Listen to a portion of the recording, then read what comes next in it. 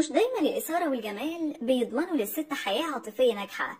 النجمة الكولومبية شاكيرا، واللي بتعتبر واحدة من أيقونات الأنوثة في العالم، فشل جمالها في إنه يحقق لها الاستقرار العاطفي اللي كانت بتحلم بيه، حتى بعد ما قررت تخلف من أكتر شخص حبته في حياتها. ما قدروش ولادهم يكونوا الدرع الحامي للعلاقة اللي انتهت بعد اكتشاف خيانته ليها بأغرب طريقة. 6 علاقات عاطفية دخلتها شاكيرا، هتعرف تفاصيلها وأبطالها في الفيديو ده. اسمها بالكامل شاكيرا إيزابيل مبارك ريبول. اتولدت في 2 فبراير سنة 77 في كولومبيا.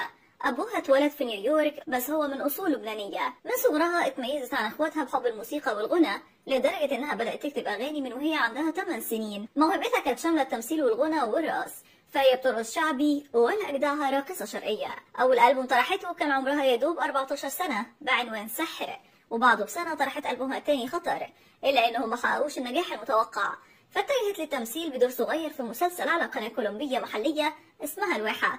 وفي 95 طرحت ألبومين هم حافي القدمين وأين اللصوص، واللي حققوا نجاح منقطع النظير في كل البلاد الناطقة باللغة الإسبانية.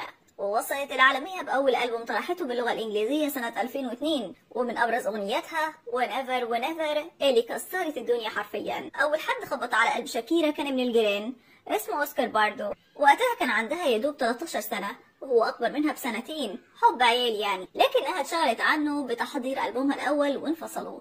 والمفارقة إن تاني حبيب في حياة شاكيرا برضه اسمه أوسكار، بس أوسكار أولوا كان رجل أعمال عرفته على أحد الشواطئ، ومن أول نظرة عبر لها عن إعجابه بيها وقال لها في وجهك عينان هما أجمل ما رأيت في حياتي. إلا إن وقتها اضطرت تسافر عشان تمثل في مسلسل الواحة، وسافر وراها واستمرت علاقتهم 4 سنين لحد ما بدأ اسمها يلمع في عالم الفن. سنة 96 دخلت شاكيرا في علاقة مع فنان اسمه جوستافو جورديو، كان عضو في فرقة للغنى الشعبي في كولومبيا، بس العلاقة دي ما استمرتش كتير وانتهت بعد حوالي 6 شهور.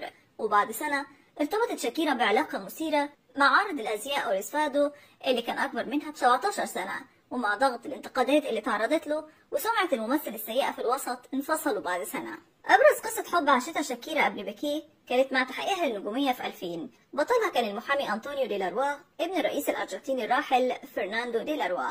استمرت علاقتهم 10 سنين، وطول الفترة دي أشرف على أعمالها الفنية وكونوا ثنائي ناجح، إلا إنهم انفصلوا بسبب الخيانة، ولما رفضت تسامحه رفع عليها قضايا طلبها فيها بتعويضات عن شغله معاها. كلام كتير اتقال عن إن شاكيرا اتعرفت على بيكيه خلال صراعها وأيامها الأخيرة مع أنطونيو، وإعجابها باللاعب البرتغالي شجعها على وضع نهاية قصتها مع أنطونيو.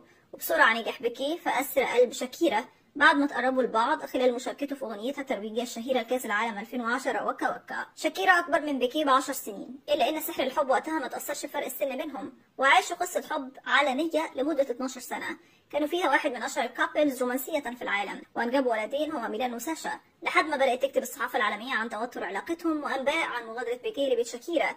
وفعلا فاجأ ثنائي الكل بخبر انفصالهم في بيان رسمي في 2022، واللي شكل صدمة كبيرة لمحبيهم في العالم كله. سبب انفصالهم شكل مدى دسمة للإعلام العالمي، والكل راح لفكرة الخيانة، لحد ما ظهر بيكيه علنا بحبيبته الجديدة بعد حوالي 3 شهور من انفصاله عن شاكيرا، وهي كلارا شيامارتي، وعندها 24 سنة وبتشتغل كمدير التخطيط للفعاليات الخاصة بشركته. كواليس الخيانة كشفتها شاكيرا وقالت اتعرض والدي لأزمة صحية ودخل العناية المركزة، واكتشفت وقتها تعرضي للخيانة وكان الوضع صعب. وبعد وفاة النجمة العالمية من صدمتها قررت تنتقم من حبيبها بأغنية سخرت فيها منه ومن حبيبته الجديدة، وقالت له انه بدل العربية الفيراري بعربية رينو، وغير ساعة رولكس بساعة كاسيو. الغريب كانت الطريقة اللي كشفت بيها شاكيرا عن خيانة بيكيه، وهي لما لقت علبة مربى فراولة في التلاجة، رغم ان لا هي ولا هو ولا ولادهم بياكلوها، فاتأكدت ان في حد كان في بيتها مع بيكيه وقت غيابها.